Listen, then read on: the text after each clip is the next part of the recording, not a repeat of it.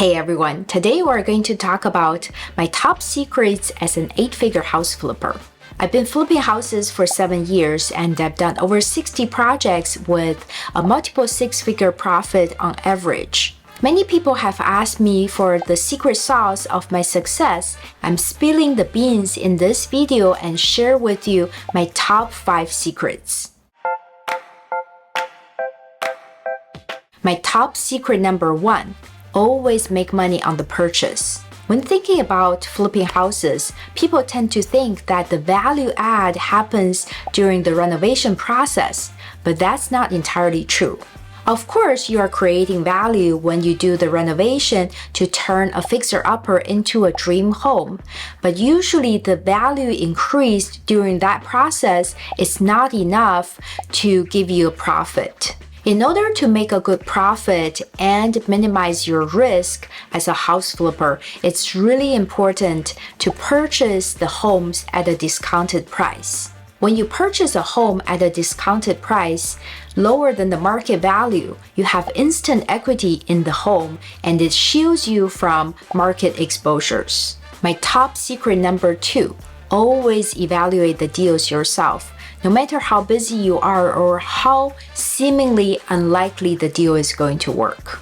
A lot of times, other people will try to instill their opinions in you and influence your decision, like the agents, wholesalers, or even home sellers. But you always have to do your numbers on your own and stay behind your numbers. Sometimes those people can be on point, but that's very rare. A lot of times, they may have an ulterior motive like trying to sell you a house or trying to earn a commission. Sometimes they're not that even good and they don't know how to run the numbers themselves. A mistake that's often made by beginners is to be easily swayed by others. When you don't know the numbers very well and you are not very confident about your deal analysis, that tends to happen. If you feel like you are not confident about your numbers and you feel like you may not know what you're doing, it might be a good idea to run the numbers by a coach or a mentor so that you can have the peace of mind. That's what I did when I was starting out. I was extremely scared before making an offer, so I would first run the numbers, and if I think the numbers might work on a deal, I would send it to my mentor so he can double check my numbers. When you look for a mentor or a coach, it's really important to know whether their goal is aligned with yours, because if they don't care whether you succeed or not, then their opinion is probably not reliable. Top secret number 3, always analyze deals with the worst case scenario in mind.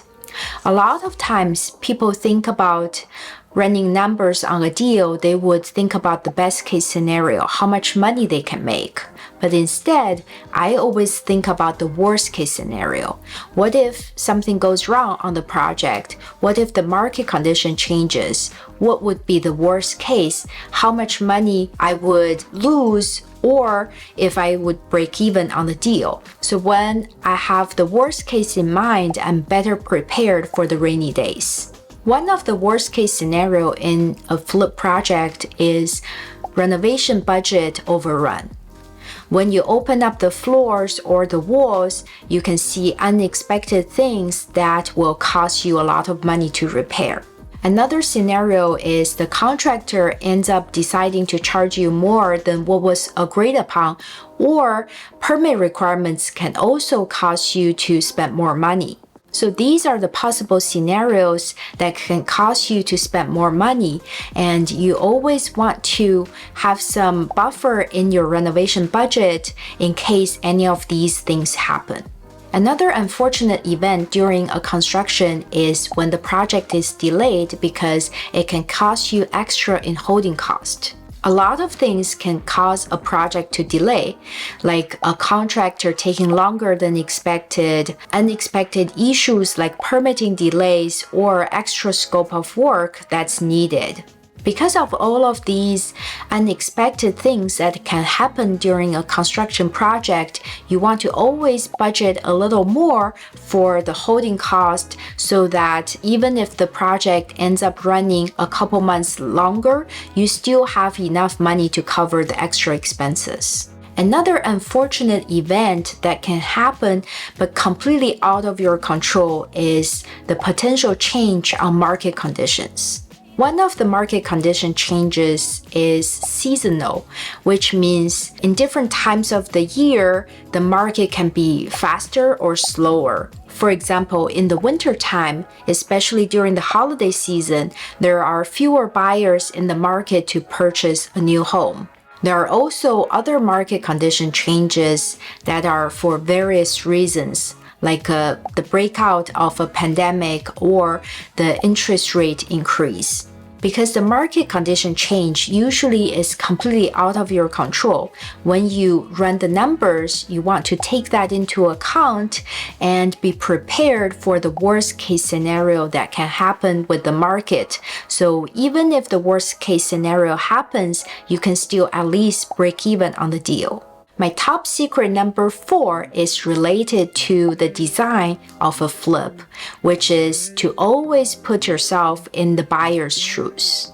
When you're trying to flip a house, it's really important to understand who your target buyers are, what your target buyers want, and what they would actually pay for.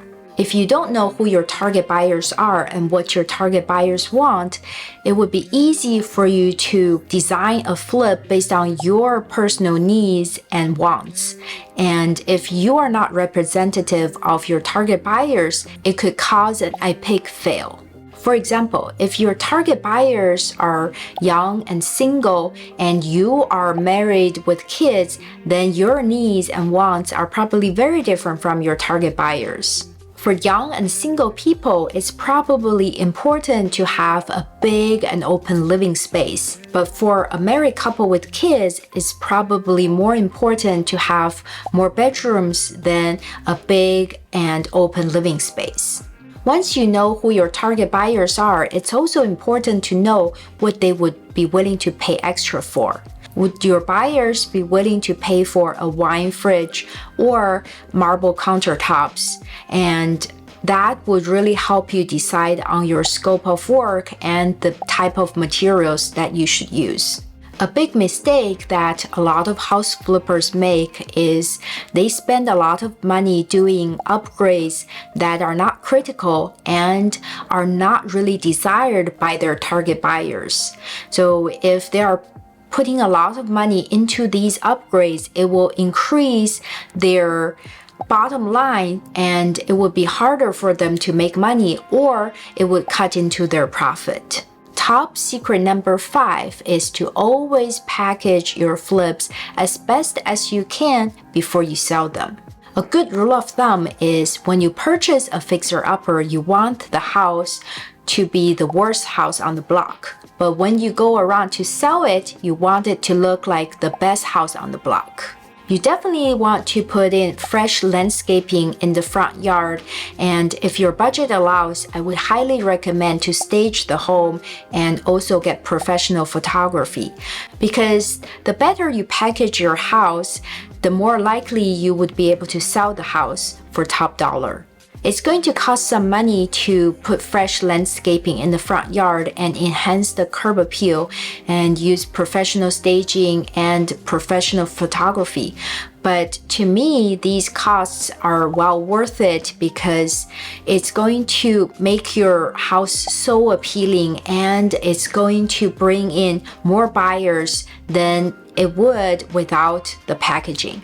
So these are my top 5 secrets, and of course, I have a lot more learnings and experiences as an 8-figure house flipper.